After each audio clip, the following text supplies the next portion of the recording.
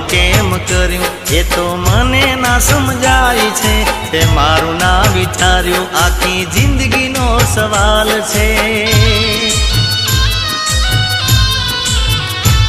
તને પરણતા જોઈ મારું મનડું રે મુજાય છે મારા નજરની સામે તું તો પારકાની થાય છે હો આખી મેં તો જિંદગી તને જીવની જેમ રાખી આખી મેં તો જિંદગી તને જીવની જેમ રાખી તો એ મારા પ્રેમને તે ઠોકર રે મારી